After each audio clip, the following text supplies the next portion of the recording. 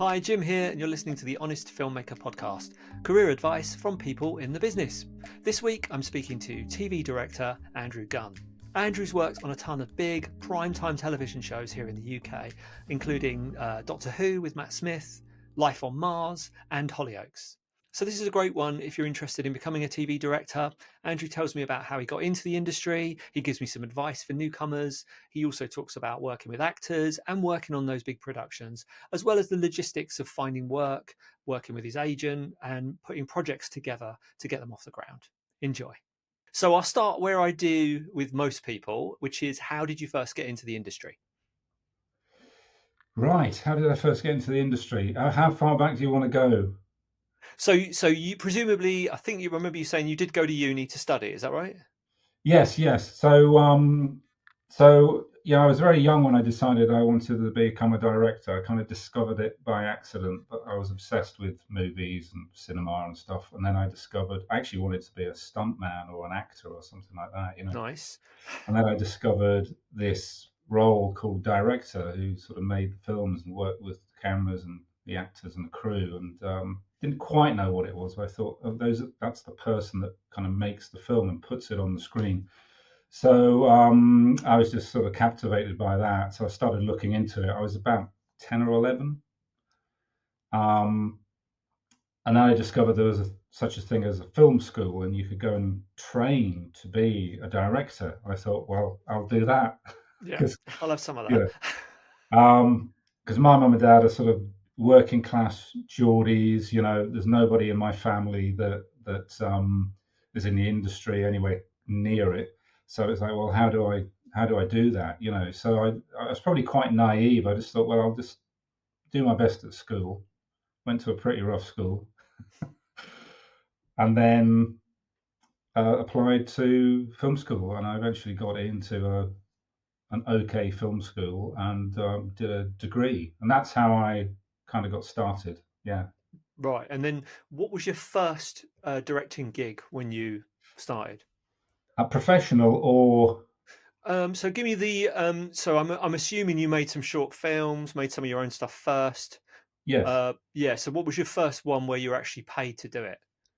first one I was paid to do it was actually was one of my short films called Insomnia, which I made, I think, 1998. Was it? Yeah, around about then.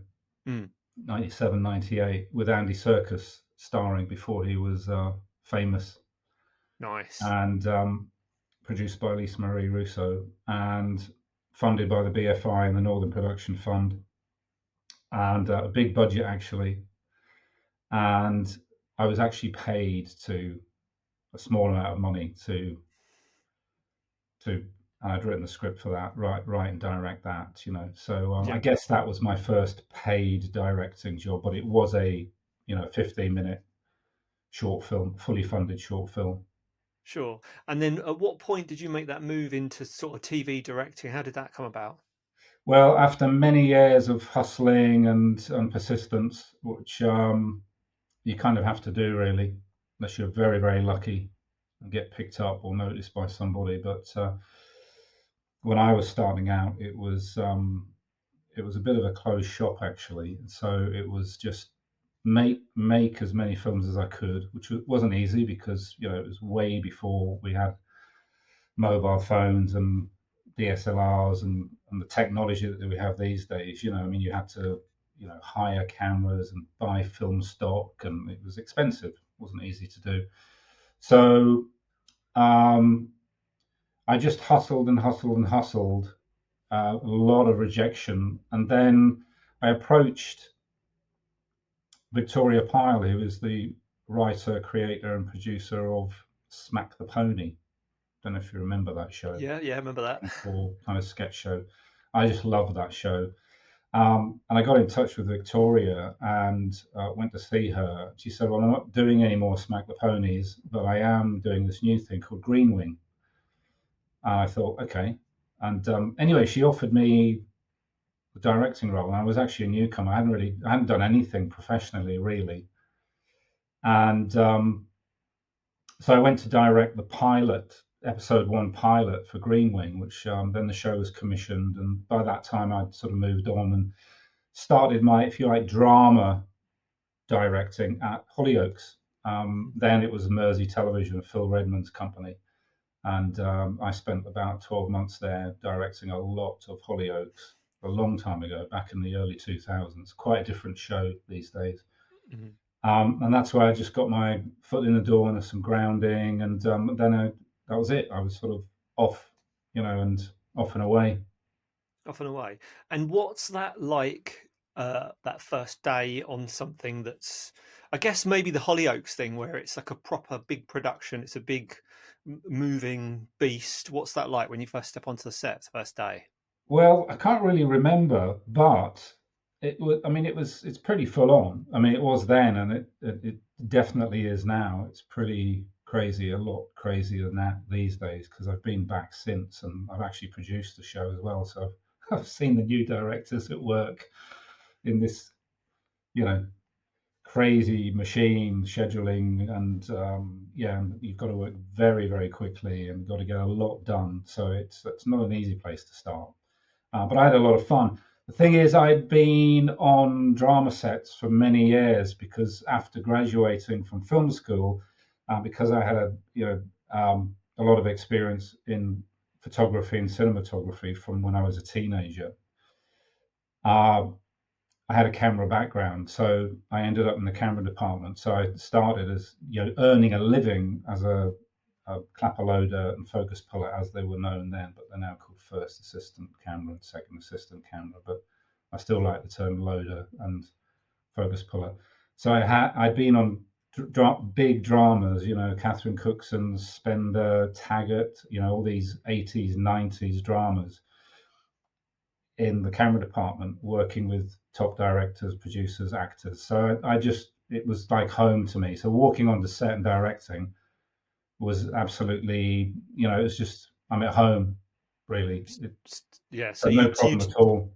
you'd seen other people do that properly and watched them and kind of learned from their example of how it's done, which enabled you to walk onto the set and kind of feel comfortable doing that. Yes, it wasn't daunting at all for me. The, Mm, the the amount of work you had to get through in a day is always a little bit nerve-wracking, but in terms of just getting on with it, I mean, I think I already had a lot of knowledge and experience because I'd learned from some of the best directors, and I'd been right at the sharp end on set, watching, and often asking the director, "Do you mind if I stay on set while you're rehearsing?" And they would go, "No, no problem." And I just learned it all. I just saw mm. it.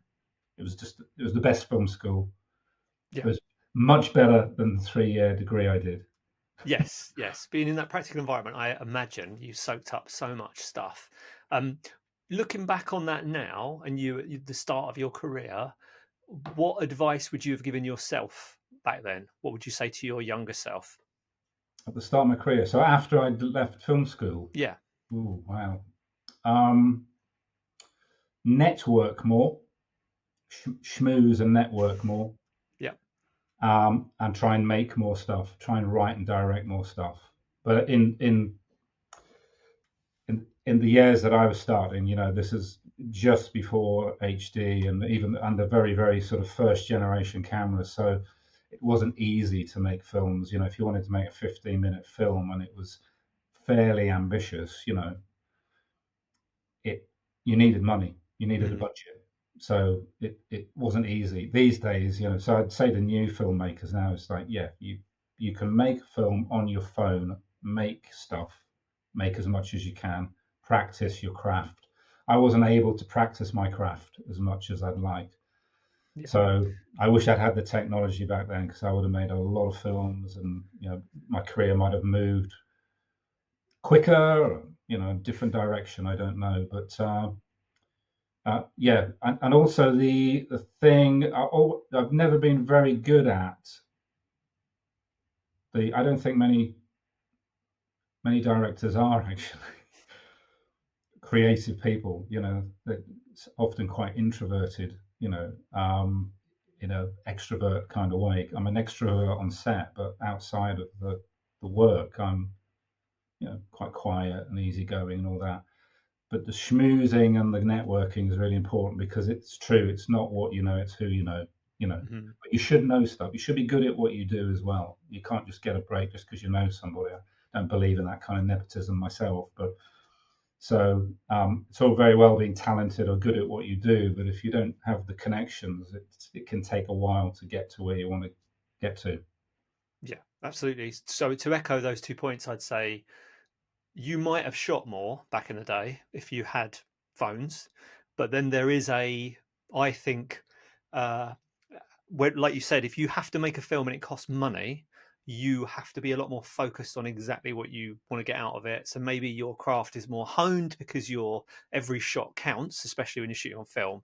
Whereas these days you can, oh, I'll leave the camera running, it doesn't matter, does it? It doesn't cost anything. Yeah, it's on my phone. So it's that balance, isn't it, of just shooting loads of stuff, but also trying to focus in on exactly what you want to get out of that shot, out of that setup, so that you're not just taking the technology for granted.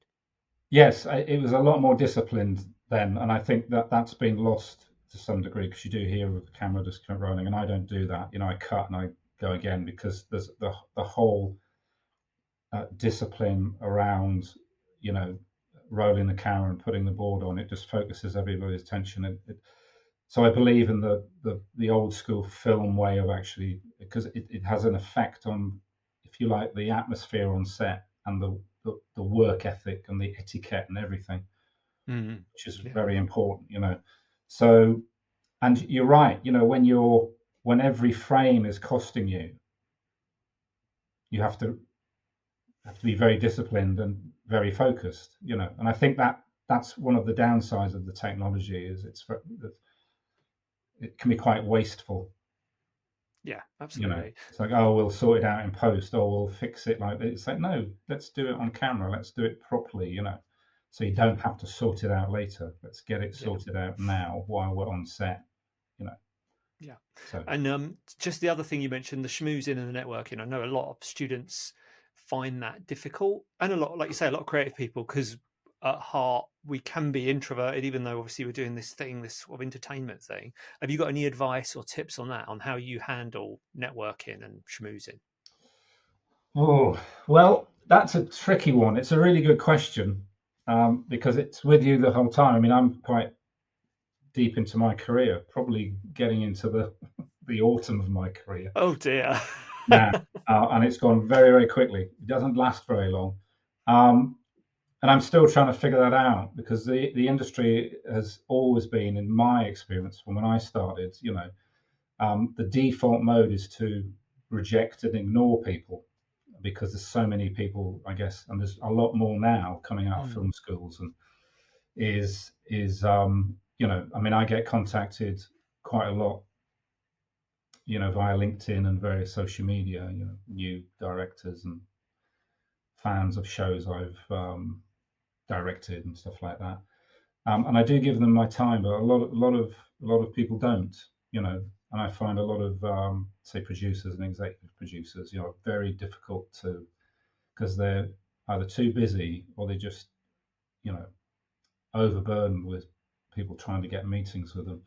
mm, But you just got to keep on going. I used to do a thing I used to call the Soho Shuffle, which is when I lived in the southeast. I would, plan a day. I'd be on the phone and sending reels out, and I would just pester people. I'd spend whole days just calling and emailing and to try and set up meetings, and then I'd go up to London and I would have a whole day of from going one meeting to the next. 99.9% of those meetings didn't lead to anything, but you've yeah. got to do it because you've got to meet people and you've got to, because that 1%, half a percent might Yeah. lead to a break or, so you've got to do it. You've just got to get out there and pester people and keep pestering them until you really get the impression they're just saying, go away. you know. Yeah. Yeah. Agreed. But I literally will pester somebody until they tell me to F off. Mm, mm. Okay, that's good advice. You might get a lot of emails after this. Um, right. So then looking at your career and some of the these huge sort of mega prime time things you've done, something like Life on Mars, kind of beloved show. Uh, just looking back on it, because I think I watched it after it had aired, so it kind of built up a bit of cult status, and it got. Yeah, yeah. So by the time, so you did the second series. By the time you were working on it, was it huge, or did that happen after it had all finished? And if it was huge, was that daunting to work on something that had kind of been so successful? I think it was huge during the airing of season one of that. Okay, right, right. Uh, I certainly got that impression. I mean, I remember being very intrigued when I heard about it, and then I started watching it, and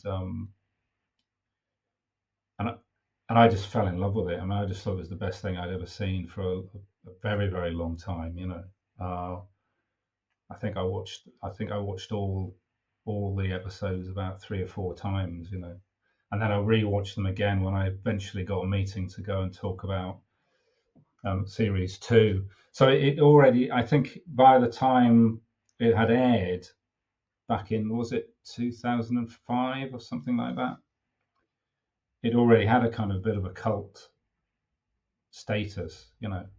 It was sort of, it was inherently cult-like. Just the Mm. genre, the era that it was set, the music just made it a cult drama. It's just, it was fantastic. And I just remember watching it going, I haven't seen anything like this ever, and this is the best thing I've seen for many years. And I just wanted to go and work on it. I didn't think I ever would, but I did. So there we And go. what's that like working on something that big? And do you, with all the stuff you do, so like all the Doctor Who, Hollyoaks, all that kind of thing, are there many discussions around style? I imagine, does that happen when you have your initial meeting? Because I'm guessing they don't want you to come in and just completely change everything and take it in a new direction. They obviously want to use your talent, but they want to keep that kind of style that it's got at the beginning. Yes, I mean, I do remember this. I was more excited about work on the show than it wasn't daunting at all to go and work with that cast on a big show. In fact, for me at the time and even now, the more ambitious and bigger tonally and stylistically and big crews and big cameras and big scenes and set pieces don't phase me at all. And working with, famous actors doesn't phase me. I love it, and it's exciting. It's like a big train set, isn't it? So, and in terms of the look, I mean, there's a look and style of the show, and tonally, yes, you have to take that on board, and they're going to be looking for directors that can bring something new, but within the style and the tone, the vision of the show. Mm. You know, so clearly, I'd watched the hell out of it. I knew everything about it, and there was something. I remember the producer Cameron Roach. I did ask him while we were shooting. Actually, I said, "Why did you hire me?" Because I hadn't really done a great deal, and I hadn't really done much at all. I was surprised to even get a meeting, but I did everything I could to get a meeting. That's where I really schmoozed and networked the hell out of that one. Yeah, But it got me in the paid room, off. and I said, "Well, I'm just getting a meeting on this," and I thought that was it. And then it led to a second meeting, and before I knew it, I was on the show. And that was then everything changed for me. That was sort of it. Mm. But you go and you adopt the look and feel, and which wasn't difficult to do. And you just add your own flourishes to it. You add your own little bits and pieces and style to it. Within certain parameters. Yeah. And so say I want to be a TV director. I've been lucky enough to get a meeting with a big show that's already on, like a Doctor Who or something. Apart from doing tons of research on that show, what else would you advise? What advice would you have for someone going into that meeting? Well, try and get a script to read, because often you'll be called in for a meeting, and you'll know you might know the show, Hmm. for example, Doctor Who. Although when I did it, it was they were totally reinventing it. It was a new style, new look, Mm. all that kind of thing, which is exciting. But try and get a script to read, preferably one the script that you may end up directing, Mm-hmm. because then you've got something to talk about. But often there isn't a script, so it's just get as familiar as you can with the show. If it's an existing show, just watch as many episodes as you can.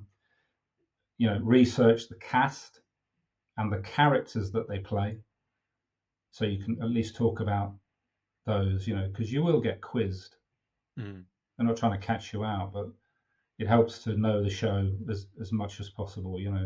So just do your research like you would for any interview. Do your research, watch the show, cram those character names and actors into your head, and maybe look at HODs and the crew and see if you know anybody that's worked on the show, and look at their work, so you're familiar with the entire crew and cast and everything like that, and of course the producers and executives that you're going to go and meet, Mm-hmm. and maybe have some questions. There might be some questions that you want to ask, not like how much are you going to pay me and stuff like that. But there might be something like, are you going to do anything different with this season if it's an existing show? And just a couple of questions, because they may ask you at the end, have you got any questions? I mean, I often don't. I say no. But I think if you're coming in fairly new, you want to maybe have a couple of questions up your sleeve, that don't involve contracts and money. No, don't talk about not yet. That's not your first question. How much am I getting for this? Yeah. So talking about Doctor Who, what was it like working on that? And again, is that even more? I don't want to use the word restricted, but obviously shows like that have got lots of effects in them. They've got people in prosthetics, people in full skin suits. How I'm going to use the word restrictive, but how restrictive is what you can do, and how much you can play around with the actors and the shot setup? Well, the scripts are very developed on a show like that, or at least they were when I did it. I did a particularly good one called Victory of the Daleks by Mark Gatiss, who's a superb writer. I mean, they always have superb writers on that show. But it is a big machine. It's a machine, and it's been around a long time, that show. And although they reinvent it, it's very ambitious. So, but again, personally, I never find that thing. I find it exciting and a challenge. I don't find it daunting at all.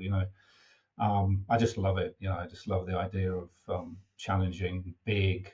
How can we do this? Because although it has a generous budget, you're still up against time and money, and achieving all these visual effects can be very challenging.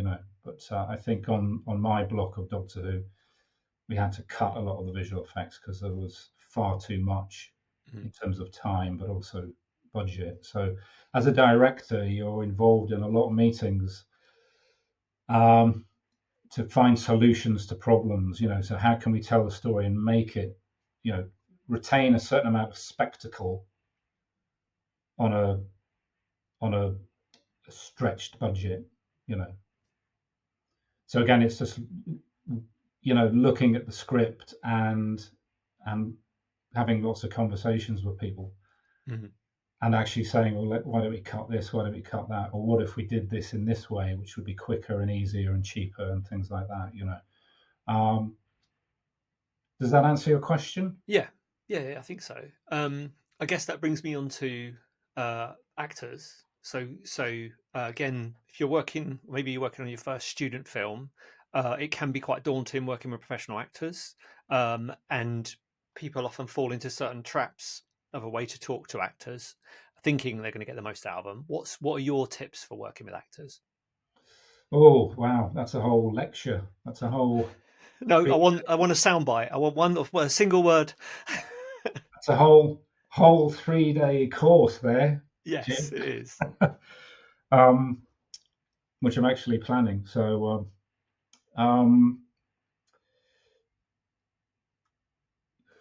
the secret is the casting. So cast well, learn how to cast, because it isn't what most new directors and student directors and, if you like, amateur filmmakers think it is. It's probably the opposite. Um, but casting, auditioning, and casting actors, um, learn how to do that. You can learn from me if you want to.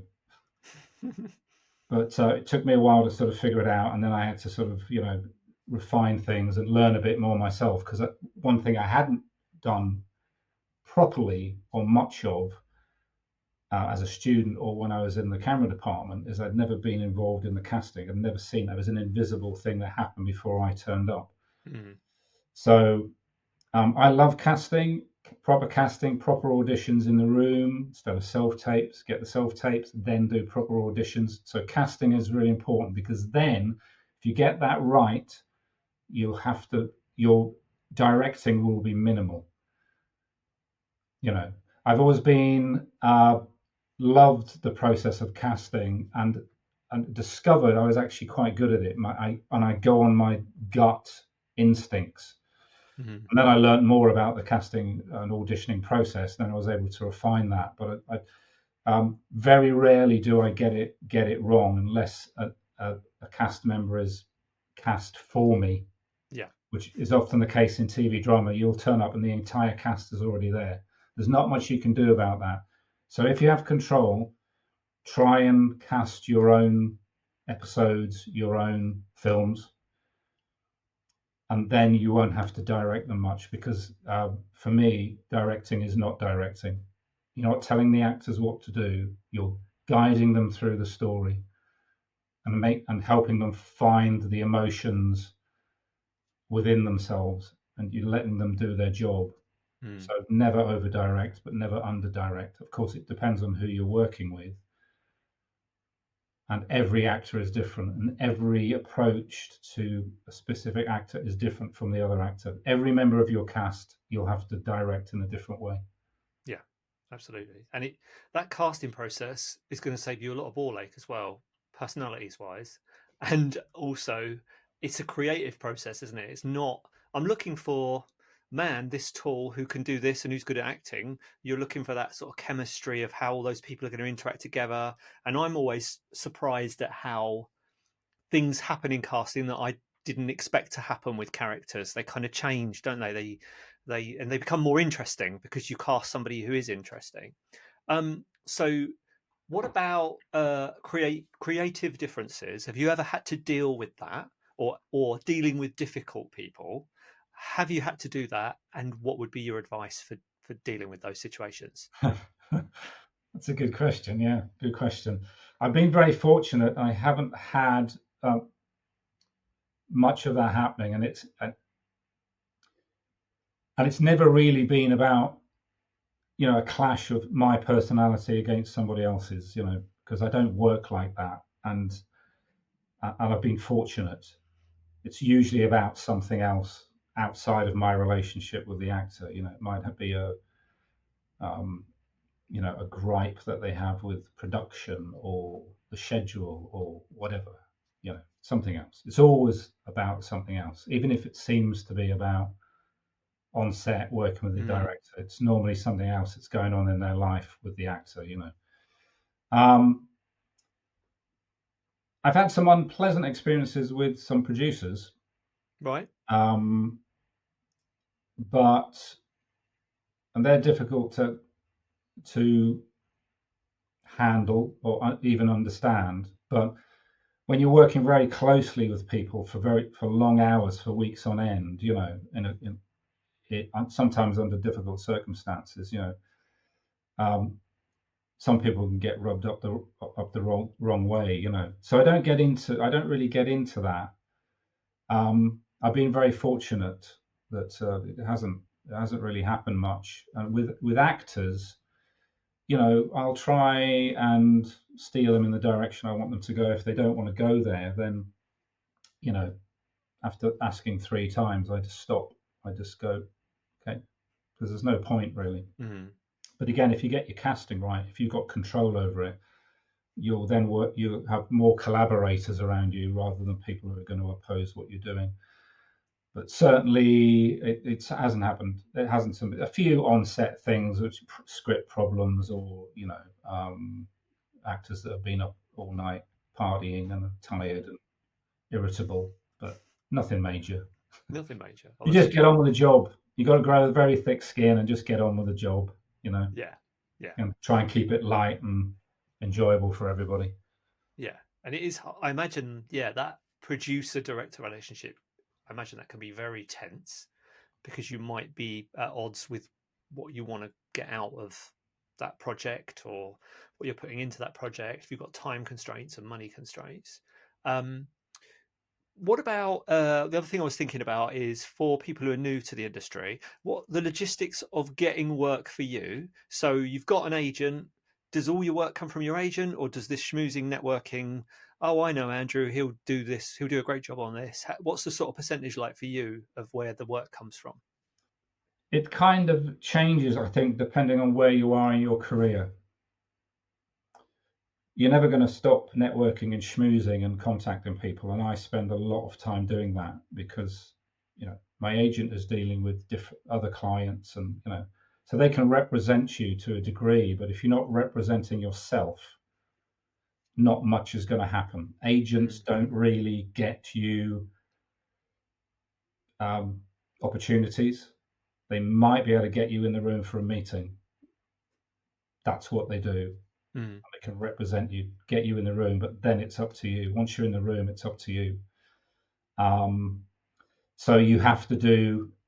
I still do probably 90% of the work to try and get meetings. I mean, I just do all I can. Most mm. meetings that I go to, I've set up myself these days Yeah, at the moment, anyway. So yeah, don't just sit back. If you do have an agent, getting an agent is very, very difficult. So I will say, real world is it's not easy to get an agent. Um, but if you've got something exciting to show in terms of your work, and you've got an exciting story to tell about how that work came about, how that film came about, then you've got a good chance of getting in the room to meet an agent. And then, they'll help you sort of with your career, but never stop hustling and networking. And, you know, you shouldn't be sitting around twiddling your thumbs. If you're not making a film or writing a script or whatever you're doing, you should be on the phone and emailing people trying to get to see them and, you know, it developing sounds relationships. exhausting. It is. I'm still doing it, and I've been doing Yeah, it for 30 years now or yeah. so, you know. And in fact, when we finish chatting, Mm. I'll be doing. You'll be on the phone. Yeah. So that's interesting in that it sounds like that's actually quite a large percentage of your, that's kind of part of your job as a director is not just directing, it's kind of that finding the jobs, finding the places that you want to, the shows you want to work on, trying to get to the right person in the right meeting so you can sort of explain to them why you're the best person for that job. Yes, that's it. Yeah. So at the moment, I've just started developing a 6-part drama with rope ladder fiction. I can't say much about it. Hmm. Um, the exec is Cameron Roach, who produced Life on Mars many years ago, and so we've come back together, which is great because he's a superb producer and executive producer. Um, One of the best around to work with. Um, Very supportive. Um, so I pitched an idea to him. He loves it. So we've started the development process. But the meeting, catching up with him, tracking him down, meeting with him, pitching the idea, negotiating, what it is creatively and in terms of the contract was mainly done me and him. Yeah. And then eventually we brought in lawyers and my agent who just did the paperwork. Yeah. But I had to do all that, and it's taken 12 months Yeah. to get to that stage. So, and it wouldn't have happened if I hadn't done that work. My agent isn't in a position to do that, wouldn't have done Mm-hmm. that. Um, he's doing other things on my behalf. Mm-hmm. But the things get made when you develop relationships. So developing relationships. I already had a relationship with Cameron from Life on Mars. I'd followed his career. So that's why developing relationships is so important, because in 10 years, you never know. You're going to cross paths again and something might happen. I hope you enjoyed this week's episode. If you want more advice from industry professionals who are out there at the moment working, or you just want to listen to some cool stories from film sets from around the world, then please do subscribe.